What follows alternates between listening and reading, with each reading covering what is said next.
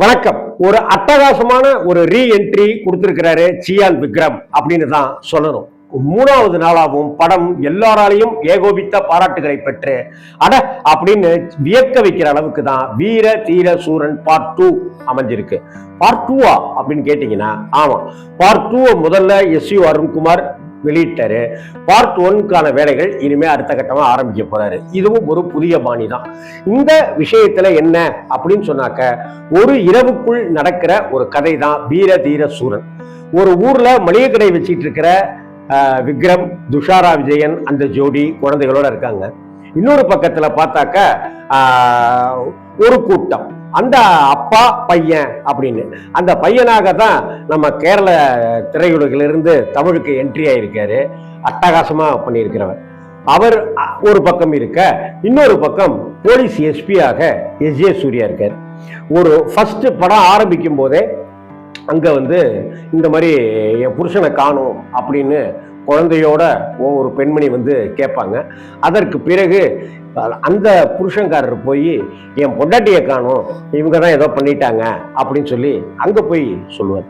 இப்படிப்பட்ட ஒரு சூழ்நிலையில இதை தான் சாக்கா வச்சுக்கிட்டு நம்ம என்கவுண்டர் பண்ணிடணும் அப்படின்னு சொல்லி எஸ்.ஜே. சூர்யா அவர்கள் அந்த ஊர் பெரியவர் அப்படின்னு சொல்றவரையும் அவருடைய மகனாக நடித்திருக்கிற அட்டகாசமான அந்த நடிகர் அவரையும் டார்கெட் பண்ணியிருப்பார். இதுல 2 பேரையுமே போட்டுருணும் அப்படிங்கிற முடிவுக்கு எஸ்.ஜே. சூர்யா வந்திருப்பாரு, எஸ்பி. இந்த விஷய பகடைகள் நடந்துட்டு இருக்கிற இந்த தருணத்துக்கு காளியை கூப்பிட்டாதான் சரியா இருக்கும் அப்படின்னு சொல்லும்போது காளியை கூப்பிடுறாரு அந்த பெரியவர். காலிலே விழுறாரு. அப்படி காலிலே விழுந்து நீதாண்டா அந்த எஸ்பியை போடணும் அப்படின்னு சொல்ல, நான் எல்லாத்தையும் விட்டுட்டு நிம்மதியா இருக்கேன் அப்படின்னு அவர் சொல்றாரு. அப்படி எல்லாத்தையும் விட்டுட்டாருன்னா அவர் எதெல்லாம் விட்டாரு அப்படிங்கிறது தான் இந்த படத்துக்குள்ளார இருக்கிற கதை. சரி, காலில் விழுந்து கெஞ்சிற அந்த பெரியவருக்கு உதவி செய்வதற்கு வந்திருக்கிற அந்த காளி என்கிற சியான் விக்ரம் என்ன செய்யறாரு?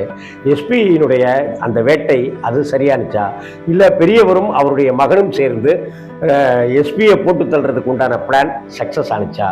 இந்த ஆடுபுலி ஆட்டத்துக்குள்ளார புலியாக அவர் சீற்றத்தோட காளி சியான் வந்தாரா, இல்ல ஆடாக பதுங்கிட்டாரா அப்படிங்கிறதையெல்லாம் அந்த ஒரு இரவுக்குள் நடக்கிற கதையை சொல்வதுதான் இந்த வீர தீர சூரன் திரைப்படம். முதல்ல எஸ்யு அருண்குமாருக்கு நம்மளுடைய பாராட்டுக்கள். போன வெற்றி சித்தா அப்படிங்கிற படம் மிகப்பெரிய வெற்றி பெற்றது.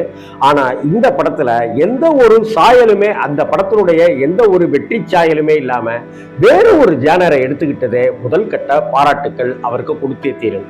2வது விஷயம், கதை இப்படித்தான் சொல்லணும் அப்படிங்கிற நான்லீனியர் விஷயத்தைக்குள்ளார போய் தான் கதையை சொல்லணுங்கிறதுல அவர் ஏனோ அதுல ஃபிக்ஸ் ஆயிட்டாரு. அந்த ஃபிக்ஸ் ஆன வகையில இப்படி போய் அப்படி வருது, அப்படி போய் இப்படி வருதுங்கிற அந்த ஸ்கிரிப்டை அவர் தைரியமா எடுத்துக்கிட்ட விதமும் பாராட்டுக்குரியது. தவிர இதை கதை களமாக இதை கொண்டு போறதுங்கிறதுல பார்த்தாக்க நிறைய ஆச்சரியப்படத்தக்க வகையில தான் இந்த படத்தினுடைய கேமரா விளையாடி இருக்கு அப்படின்னு சொல்லணும். தேனி ஈஸ்வருடைய கேமரா படத்துக்கு பெரிய பங்களிப்பு செய்திருக்கு. படத்துல பல காட்சிகள் ஒரு லாங் ஷாட்டா இருக்கு, ஆனா சிங்கிள் ஷாட்டாவே அதை கையாண்டு இருக்கிற விதம் நமக்கு பிரமிப்பாயிடுது. ஒரு கட்டத்துல இது சிங்கிள் ஷாட்ன்ற மாதிரி நினைக்கிறதுக்கு போறதுக்கு முன்னாடியே நடிகர்களுடைய அந்த கேரக்டருடைய வேல்யூஷன் இருக்குல்ல, அது ஆதிக்கம், அது பிரமிக்கத்தக்க வகையில இருக்கிறதுனால நம்ம அதை கணக்குலையோ அல்லது இதே எடுத்துக்க முடியல. அந்த வகையில அதெல்லாம் தாண்டி போயிட்டே இருக்கு. ஒரு சின்ன சின்ன விஷயங்கள்ல கூட ரொம்ப அழகா கவனம் செலுத்தி இருக்கிறது எஸ்யு அருண்குமாருக்கு கிடைச்சிருக்கிற மிகப்பெரிய பாராட்டாக நம்ம சொல்லியே ஆகும். ஏன்னாக்கா ஒரு சின்ன விஷயம், அந்த சின்ன விஷயம் என்ன அப்படின்னா, குழந்தை வீட்டுல இருந்து வீட்டு வாசல்ல மளிகை கடை, அப்படி வீட்டுல இருந்து அப்படி ஓடி வரும்போது பொண்ணு அந்த குழந்தை ஸ்லிப் ஆயிடுவா, ஏய் பார்த்து வழிக்கு விழுந்துடாத அப்படின்னு சொல்லி ஒரு கவனமா அங்க கடையில வேலை பார்த்துக்கிட்டே டக்குன்னு கவனத்தோட இருக்கிற விக்ரமையும் அவர் கன்னி வெடியை லாவகமாக பயன்படுத்துகிற விதத்தையும் அவங்க சொல்லுவாங்க. அந்த கன்னி வெடியை எடுக்கிறதே காமிக்கும் போதே நமக்கு ஒரு பீதியை கிளப்பியிருப்பாரு. அந்த வகையில இந்த படத்தினுடைய ஒவ்வொரு காட்சிகளுமே பிரமாதப்படுத்திக்கிட்டே போற அளவுக்கு தான் கதை அமைப்பு, ஸ்கிரிப்ட் ஒர்க் எல்லாமே பண்ணப்பட்டிருக்கு. தவிர இந்த படத்துல விக்ரம் ஹீரோவா அப்படின்னாக்கா படத்தினுடைய அரை மணி நேரம் கழித்து தான், கிட்டத்தட்ட 26 நிமிடங்கள் கழித்து தான் விக்ரம் என்ட்ரி ஆகுறாரு. இது பார்த்தா ஒவ்வொருத்தங்களை நோக்கியும் கதை அப்படியே போயிட்டு இருக்கு. அப்ப அவங்க தான் அந்தந்த இடத்துல ராஜாங்கம் பண்ணிட்டு இருக்கிறவங்களா இருக்கிறது. அதே போல ஜிவி பிரகாஷ் அவர்களுடைய இசை, பின்னணி இசை, பேக்ரவுண்ட் ஸ்கோர் பிரமாதம் பண்ணியிருக்கிறார் மனுஷன். அட்டகாசமான இசை இந்த படத்துக்கு கூடுதல் வலு சேர்க்குது அப்படின்னு தான் சொல்லணும். சியான் விக்ரம் வந்து தன்னுடைய கட்டுக்கோப்பா வச்சுக்கிட்டு அடிக்கிற அடியும், அந்த வேஷ்டியை மடிச்சு கட்டுகிற விதம், அந்த ஹாஃப் ஹேண்ட் ஷர்ட்டு அதை முறுக்கி வச்சிருக்கிற அந்த விதம், அப்படி எல்லாமே அவருடைய ஹேர் ஸ்டைலு எல்லாமே ரசிக்க வைக்குது. இன்னும் சொல்ல போனா இன்னைக்கு இருக்கிற 2K கிட்ஸ் இந்த ஹேர் ஸ்டைலை அவங்க பயன்படுத்துறதுக்கும் நிறையவே வாய்ப்புகள் இருக்கு. அந்த அளவுக்கு சியான் ஒரு தனி கவனம் செலுத்துகிற அளவுக்கு இந்த படத்துல பண்ணியிருக்கிறாரு அப்படிங்கிறத எந்த மாற்றமுமே இல்லை.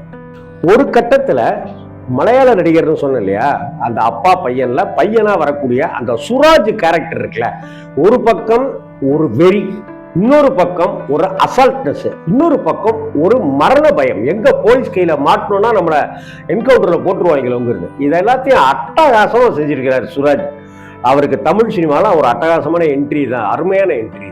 அதே போல எஜே சூர்யா அவருடைய அந்த டயலாக் டெலிவரி எல்லாமே நமக்கெல்லாம் பழக்கப்பட்டது அப்படின்னு சொன்னாலும் கூட, மனுஷன் அவர் கைக்கு அந்த கேரக்டரை அவர் லாக் பண்ணி வச்சுக்கிட்டு அடிக்கிறாரு, விட்டு விளாசுறாரு. எஜே சூர்யாவுடைய நடிப்பும் பிரமாதமா இருக்கு. அதே போல படத்துக்கு விக்ரம் வரும்பொழுது அவருக்கு உண்டான அந்த ஸ்பேஸ் தான் பெரும்பான்மையா இருக்கணும். அதே சமயத்துல விக்ரமுடைய நடிப்பு ஒரு பக்கம் தூக்கிட்டு போகுது, அதே ஃப்ரேம்ல வந்து இவருக்கு சுராஜுக்கும் அட்டகாசமான நடிப்பு, விஜய் சூர்யாவுக்குன்னு அப்படியே கபடி ஆட்டம் அங்க நடந்துகிட்டு இருக்கு. இதுக்கு இடையில துஷாரா விஜயன், விக்ரமுடைய மனைவியாக வருகிற துஷாரா விஜயன் ஒரு கட்டத்தில் ஆட்டி ஒரு பாய்ச்சலை காம்பாரு பாருங்க, அது நமக்கே ஒரு மிரட்டலாக்கி அப்படிப்பட்ட ஒரு சீன். அதே போல ஒரு சின்ன ஒரு இடத்துல ஒரு சின்ன ஒரு குடிசை வீடு மாதிரி இருக்கும். அந்த குடிசை வீட்டுக்குள்ளார ஒரு சிங்கிள் ஷாட்டு, அந்த சிங்கிள் ஷாட் அவ்வளவு நேரம் பண்ணிக்கிட்டே இருப்பாங்க. சுராஜ் கிட்ட போகும், போனை தள்ளுறது, விக்ரம் கிட்ட போறது, அவங்க அடியாளுங்கள்ட்ட போறது, கட்டு இருக்கிறது, எல்லாத்துக்கும் போறது, வர போலீஸு போற போலீஸு கதவு, இது எல்லாமே சிங்கிள் ஷாட்ல காமிச்சிட்டு டம்மு டும்முன்னு ஃபைட்டு அடிக்கிற சத்தம் கேட்டாக்க அந்த குடிசையிலிருந்து சிங்கிள் ஷாட்ல அப்படியே கேமரா அங்கே போயிட்டு அப்படியே ஒரு ரவுண்ட் அடிச்சுட்டு திரும்ப இங்கே வரதுன்னு பண்ணும்போது பட்டத்தினுடைய அந்த இதெல்லாம் மேக்கிங் ஸ்டைல்லாம் பார்த்தாக்க இது நம்ம பார்க்கறது தமிழ் படமா அல்லது ஒரு மிகச்சிறந்த மலையாள படம் வருமே அந்த மாதிரியான படமா அப்படிங்கிற ஒரு நினைப்பை இந்த படம் உண்டு பண்ணுது. அந்த அளவுக்கு மேக்கிங் ரொம்ப பிரமாதம் பண்ணியிருக்கிறாங்க. ஃபர்ஸ்ட் ஹாஃப் கொஞ்சம் அப்படியே போனாலும் கூட கதையை கொண்டு போகும்போது செகண்ட் ஹாஃப் ரொம்ப பிரமாதமா இருக்கு. நடுவுல ஒரு சின்ன பிளாஷ்பேக் சீனு, கல்யாணம் அப்படி இப்படிங்கிறத மட்டும் கொஞ்சம் குறைச்சிருந்தாக்க இன்னும் ஏன்னா அது நல்லா இருக்குன்னாலும் கூட அந்த கிறிஸ்பு போயிடுது. ஒரு கட்டத்துல நமக்கு அயற்சி ஆயிடுது, யாரையோ சுற்றிட்டு போகிறா அப்படிங்கிற ஒரு அயற்சியா அந்த பிளாஷ்பேக் கொடுக்குது.